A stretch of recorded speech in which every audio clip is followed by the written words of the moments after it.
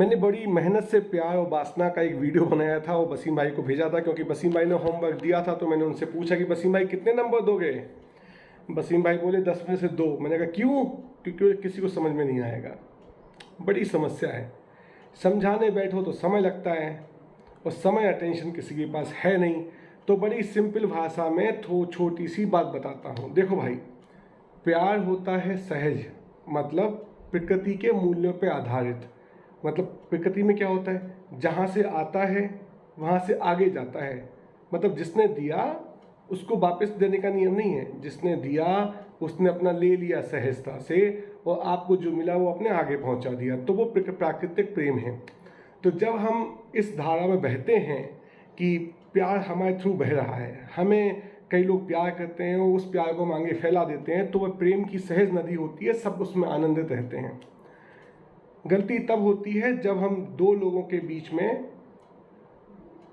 यहाँ से लिया वहाँ से आगे बढ़ाने की जगह जहाँ से लिया वहीं वापस करने की जिद करने लगते हैं।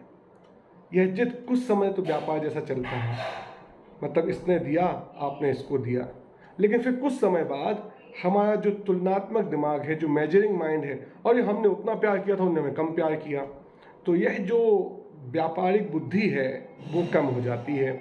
जब वो व्यापारिक बुद्धि कम हो जाती है तो ये जो नदी बह रही थी वो तालाब, कुआं बन जाती है।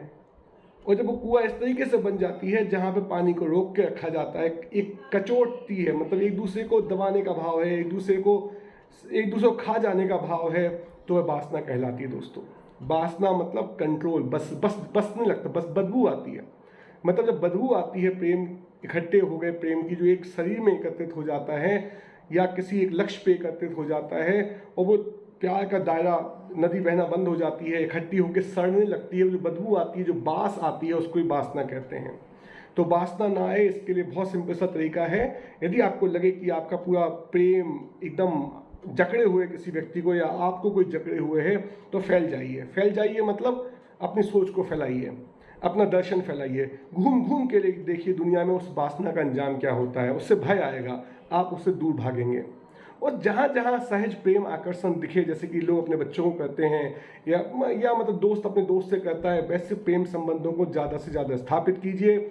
आपकी वासना का दायरा जैसी फैलेगा, वो धीरे धीरे व्यापारिक बुद्धि, और फिर उसके बाद फिर वापस प्रेम में पहुंच जाएगा। तो प्रेम और वासना में सिर्फ इतना अंतर है, प्रेम धारा में प्रवाहित होता है, घूम घूम के वापस आता है, और वासना दो लोगों के बीच में संसार को समेट देती है, और जकड़ में दोनों बन जाते हैं। और वो वासना से किसी का फायदा नहीं है, क्योंकि अंत में जब फैलोगे तो ऐसे फैलोगे घूम घूम के, और जब कम लोगों के बीच में प्यार का जकड़ बढ़ाओगे तो अंत में समेट के बिग क्रंच हो जाओगे। तो बिग बैंग बनना हो तो प्यार का रास्ता अपनाओ, बिग क्रंच होना हो तो वासना के रास्ते जाओ। बहुत बहुत धन्यवाद।